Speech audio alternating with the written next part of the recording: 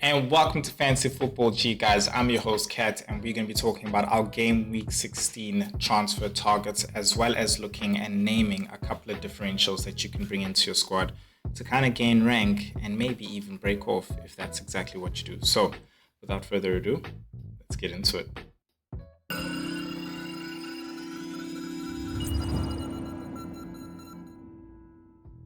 All right, guys. Now, first things first, we gotta let y'all know that there is a great Christmas deal right here by Fantasy Football Hub. They have got a 30% off of their tiers and 30-day free trial. Honestly, amazing and great to use during this heavily fixture congestion time. Amazing tools to help you decide exactly who your captain should be, which players you should actually pick. Just smacked my mic. So grab the link in the description below. You guys won't be sorry. It is going to help you definitely with your green arrows. It's definitely helped me continue with my good ranks and just maintain myself. So grab that link. You won't regret it. It's in the description. So let us get straight into this, and we are going to start off with the defense and who are the best defenders to bring in. So I actually, these are the highest predicted defenders, and I think if you're looking to bring in some defenders, you're looking at some low ownership defenders here as well. Starting off with Gomez, I think he's still a great pick to actually bring in if you haven't brought him in for a Liverpool defender. Still 4.9. I think he's going to be able to play at least 5 games before Konate comes back. So for me, that's actually really a lot of games, and I think a lot of good games as well that Liverpool can still get some clean sheets from. Really great cheap way in there, only 1.8% owned. So a lot of us are not really happy with, a lot of people are not really happy with their defense. I think another Liverpool option is great. I think you can definitely double up with Liverpool in defense there. If you have a Van Dijk and a Gomez, or if you want to go for a Trent and a Gomez, that's definitely a great option. Nuri yesterday coming with a return of an assist, and he played in that position. I have been saying we might hit a luck if they go back to that 3-4-3, and exactly the same thing happened last night against West Ham. He was playing in 3-4-3 and he was in the front three. On paper, he was in the front three, and he was definitely a left winger, definitely came all the way back. You saw him coming on those last ditch interceptions to intercept the shots on goal. So I think him, if that's how they're going to be playing, and that's when he was getting those returns for us, I think he's definitely someone you can still hop on. 4.9. I think he is a bit expensive, considering, they have 2 fixtures now until their fixtures go bad. So, hold on. Lavi! Calm now, boy. Sorry, guys. Not again. So I think that if you want to go for the long term, Gomez is definitely the guy. If you're looking for more of a short term pick, then you can definitely go Nuri. I got him at like 4.4, so yeah, but I just feel like at under 5.0, he's definitely a pick you can go for. If you want to go a bit more expensive, Timber has nailed himself down there. Ownership is 5.6. Definitely someone to go with if you're looking for a lateral move from a Gabriel and you're just not happy with his uncertainty. I do think though, just wait. Let's see if they play that, if he plays this game for Monaco today. And even in just waiting until the deadline, but if you just feel like you cannot afford that uncertainty, and I think there's a lot of people in the situation where they have Gabriel, they have a Rico Lewis, they have a Greaves as well, and you need to actually have a defender that could play. And they also have Nuri. I have Nuri and he's on 4 yellow cards, so you can't afford actually just waiting and hoping. Then I totally understand. I think then you can definitely make that sideways move from a cheaper option, being a Timber. Saliba has gone up recently. He is also a good option. I think if you want to go really long term and just have minutes secured, then you can definitely go Saliba, because Timber's minutes might get a bit shaky in the beginning of next year. when we expect Ben White to come back. But for now, I feel like he's definitely a great defender, bombing up and down that right flank. Another defender that is bombing up and down the left flanks. The flank is Estupinian. I think he had a assist, but the reason why I like to mention him, and I have been mentioning him a couple of times, is the way he's linking up with Mitoma and João Pedro on the left there. He's starting to look dangerous again. And we are finding him up on the field. He's not sitting back. He is getting into the positions where he can throw in that assist of a cross.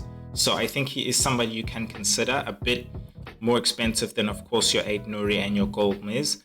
But I think he's proven not to necessarily be that much of a minutes risk now, having played, I think, in the past 4 or 5 games now, consistently. So he's nailing his position down there, even with Dunk back. So I feel like Estupinian is somebody we can consider. If you're still not sure and you're afraid and you want to go for more of a budget option in the defense there, then I think Dunk is definitely the option there. I think having a Brighton option is absolutely fine. So it depends where you are and your team, really, and the money that you have in the bank. I feel Estupinian is somewhat worth it compared to the other defenders in his team, to pay for that extra 5.0 or 6.0. Kirkes. Bournemouth has been shown to have a good defense so far.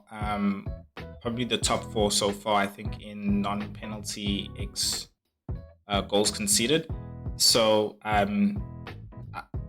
understand why some people are migrating to some of their assets. For me, I just don't see them as a defensive team, a defensively sound team. But I will have to say, if there is somebody you would go for, I totally don't mind Kirkes. I think he's absolutely fine.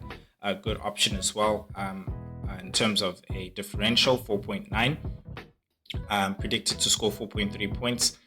They are playing Ipswich. They are playing West Ham. So I think a bit unlucky against Ipswich. But yeah, it's West Ham. You can take a crack at it, but for me, I don't know, guys. For me, the move to Bournemouth defenders is just, I think you're trying to find cheap options, and I feel like the best cheaper options for me, along with fixtures, is more along the I'd rather pay a few more extra and go for a Gomez, or I'd actually, if I really can't go for an extra, have a bit more money, then I'd go to a Dunk, maybe even a Lewis Hall, but even Newcastle isn't defensively sound. I'd just pay a few more extra and go for a Gomez, guys. That's me. That's the advice I would have. So let us go to the midfielders then. Keeping with the Brighton, I would say Mitoma for me is definitely somebody you could still look at. Yes, he's blanked in the previous 2 games, but like I mentioned, I think his link up with João Pedro there has been making him very difficult to deal with, and he's definitely getting in those positions where he can either score and assist, which he's shown us as well. So he's got a great fixture against a Crystal Palace, and then he's got West Ham, and then he's also got Brentford. Brentford. So I feel like if you're looking for a cheaper option to move down from Mbeumo, because I think that's where a lot of these midfield picks now are starting to move into. It's finding the Mbeumo replacement. So I feel like Mitoma for me is definitely one for more the long term, considering his minutes as well. So yeah, I think Mitoma is definitely somebody you can go for. He's definitely a number 1 in my books.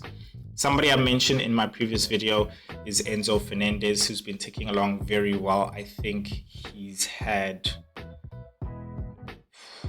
definitely like 4 returns in the past 4 games, really amazing goals and assists as well. I think he's just popping up on our radar, form at 7.8, so you can't ignore that anymore. Price, he just rose last night. He's at 5.0. If you got budget, I'm okay with that. Another pick, which I think could, if you're looking for an enabler, you could go down straight to him from Mbuemo. Or if you're looking to ship out Rodgers, then you can go to an Enzo. But I think he's definitely a great pick. He's getting more into these attacking positions. And Chelsea have really great fixtures for a long time. So his minutes are a bit of a question, but I think that question is slowly disappearing considering that he's been playing in the past like 3 to 4 games starting. So if there was ever a time to hop on, I think it's definitely now, having proven he's got a proven record now. If you're looking for that option, I think Enzo's also good, very much good. Another guy who's going underneath our radar from Chelsea is a Jordan Sancho himself as well, coming back with 2 returns in the past 2 games, and also really just making his appearances. I think he's slowly trying to get and nail his position down. Minutes is the question, but the reason why I really wanted to highlight him is because this is how Enzo Fernendes was also coming up. From a minutes risk to out of nowhere, yeah, no, I'm in the squad now, and I'm not just in the squad, I'm actually returning. So I think keep an eye on him. If I wanted to surprise everybody, I would go early on him if he's somebody that I'm looking for. And this is just another option differential that I wanted to bring up for you guys and really just pique your interest and bring your eyes onto him. So watch out for him. Low owned, only 1%. Great fixtures as well for a long time. But yeah, keep an eye out on him. Keep an eye out on him. Somebody who is really more of a versus 50-50 is Ahmad, and you would say that is versus Enzo Fernendes. I think if you're going to put it up against fixtures, I think Enzo wins. Form as well, Enzo wins so far, but that's also because Ahmad played on the bench in the Arsenal game, and before that right now he's averaging literally 6 points per game, and that's including that bench appearance in Gameweek 14 against Arsenal. He's averaging 6 points per game. Returned against Nottingham Forest. They're playing against Manchester City, who we know is not necessarily all that defensively sound. I think that Arsenal game, he was benched more because it was a midweek game, and I think he needed a rest. I think he's fine on a week-to-week basis. So I think when it comes to the Premier League, he's sorry, his minutes are secure in my perspective when it comes to the Premier League. I think he gets rested more midweek, so I have him in my team. Ticking along very well for me as well. Great substitute for the Liverpool guys that didn't play. He's only 7% owned, so you can consider him. As much as he's got this tough fixture now, and he's got a better fixture against Bournemouth later, and then Wolves later on. So you can definitely consider him. If you're looking for more of an expensive differential, then Bruno Fernendes is definitely that expensive differential. He has been returning, I believe, ever since Erik ten Hag left. He only didn't return in 2 games. I think that's the Arsenal game and the one before Everton. But other than that, this guy's just been assisting. He's been scoring. So I think he's definitely worth a differential shout. A bit more expensive, as I mentioned. He's your more expensive option than Mbuemo. But definitely somebody you can look into. He's in form 7.8. He's still low owned in the sense of, for me, a highly differential, somebody lower owned than 20%. So it's 15.2. So yeah, I think you guys can definitely consider him. And he's a talisman, he's always going to be playing. Minutes are secure. So that's exactly what you'd be paying for, as well as penalties. So if you're looking for that higher option, because I know some people are taking Bruno out to also try and afford that Saka third premium option. If you want a cheaper premium option, then I think Bruno is somebody you can definitely look at. Another person in the bracket of Brian Mbuemo is Jared Bowen. Now, fine. In the previous games, he hadn't been performing. I didn't even want to look at him, but I just thought, let me actually talk about him and mention him. I think Jared Bowen, I think it's the team that I don't have confidence in. The team for me, I'm just not happy with. I don't feel like they're performing. They were playing Wolves, you know? So I expected something like this. He had a good game, and he always has good games, but he's just not returning the way you expect him to. So this is essentially from Game Week 14, his better fixture run. I think Leicester was a tough game. Wolves, of course, is an easier game. I don't think Bournemouth is going to be an easy game. I don't think Brighton's going to be an easy game. I think he can do something against Southampton. So I think I'm trying to put this in your hands, but I'm giving you my view. For me, it's a stay off. I wouldn't move from Mbeumo to him. I would look more to the earlier options that I mentioned, mainly because I feel like those teams are a bit more, have got better performances in them than West Ham currently have right now. So I would more so stay away from him and just watch until we see something a bit more delicious, if I could use a word.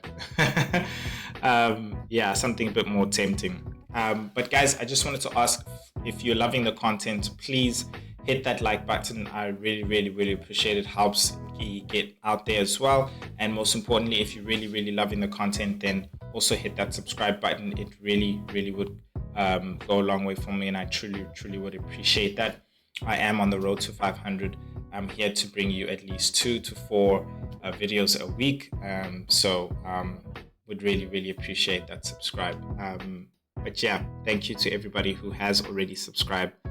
Really love talking to you guys, and honestly, throw more questions. I love questions in the comment section, just asking me about picks. I just love it. So please, if you got a conundrum, a dilemma, throw it in there and I will try and help you out.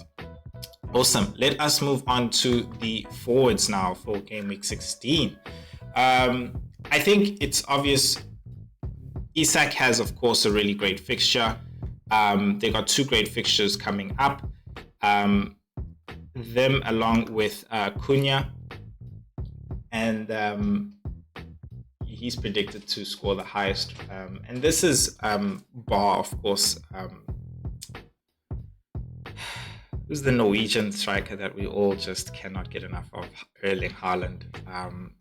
I always exclude him from this because his predicted points are always going to be, skyrocket, because that's just his potential. But enough about Haaland. Isak is definitely a great pick. He's also in form, just about low owned, 19.8. So he does have a bit of a differential as opposed to Jackson. He is more expensive than Jackson, and I think that's what it's really been about. It's been about Isak versus Jackson. I think it's really team dependent, budget dependent. I've got Jackson myself, and I'm mentioning this yesterday. It's on my other video. It's more of a hop on, hop off game with FPL, and I feel like if you were moving in between them at the right time, you honestly would have just reaped really great points from both of them as well. I just feel like right now Jackson's on the hop off and Isak is on the hop on, and it could really just change again. So I think Isak is a good pick for this game week. For the long term, Jackson, of course, because of the actual fixtures. Isak still has some great fixtures in these next 2 fixtures, so you can definitely go for him, and he can definitely stay in your team as well. The only thing about Isak, my brother also made me realize is hey bro, he's like injury prone, bro. Like you just never know with him, you know. When he goes down, you're kind of like, man, now you got 8.5, 8.6 there that you got to move out, you got to ship out. So yeah, that's the thing with Isak. But the nice thing, I guess, you're paying that extra 4.0 because you know he's on penalties. So yeah. If I could choose for this week and even the next 2 game weeks, I would definitely go for Isak over Jackson. But I wouldn't make the lateral move from Jackson to Isak. I'll just keep Jackson if you have Jackson. If you're looking for an expensive striker, you can move to an Isak. Cunha's there because, of course, he has good fixtures as well.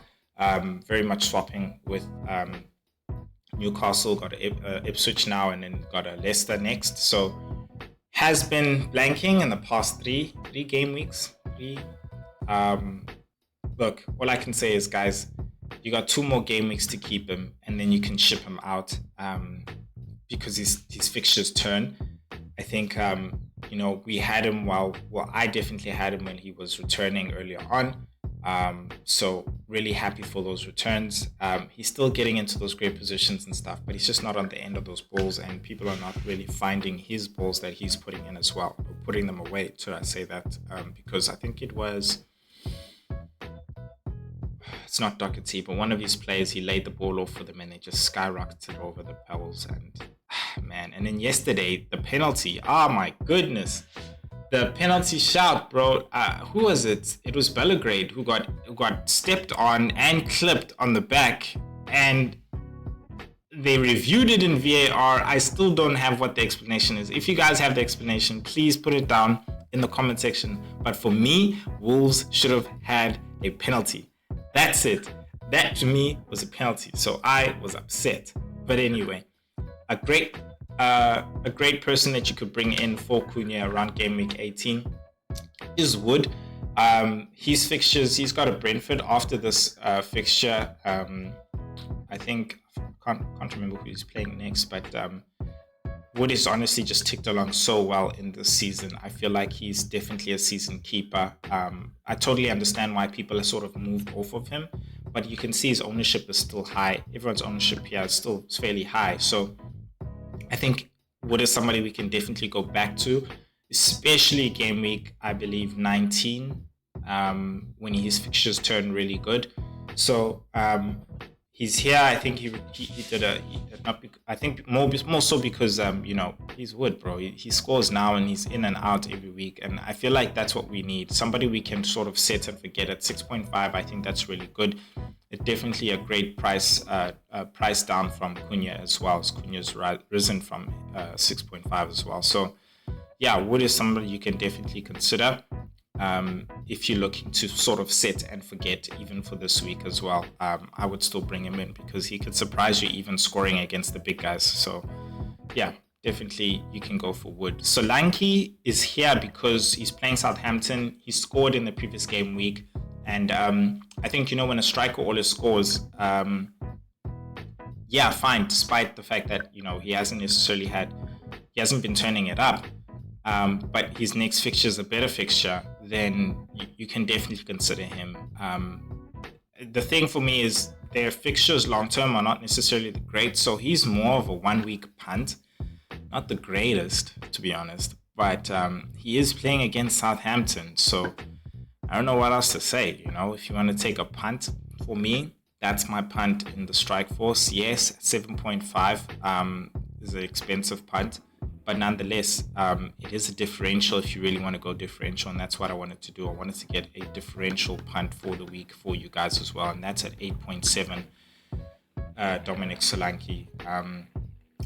That's definitely a punt that I would go for. I think somebody we can also mention in the strike force, and this is just mentioning because he is scoring, he's getting onto my radar, maybe slipping a bit under other people's radar, is Jamie Vardy with the arrival of Ruud van Nistelrooy. Only 5.5. He's returned in the past 2 games. It is Vardy, a veteran, and this is him returning in games and fixtures where we are like, we don't really think, Leicester could do well in these fixtures. So they are going to be playing against Newcastle, who are leaky themselves. So wouldn't be surprised that he does get something there as well. So I just think it's somebody that we can keep an eye on in our teams. But yeah, I'm going to be sharing my team selection with you guys on Thursday. Until then, I hope you guys really love the content. You know what to do. Please hit that like button. Aim is 10 likes for this video, and you know what to do. If you are loving the content, then please hit that subscribe button. Would really appreciate it. You can check out my transfer plans over here, and you can also check out some more content over there, and I will see you guys in the next video. Peace.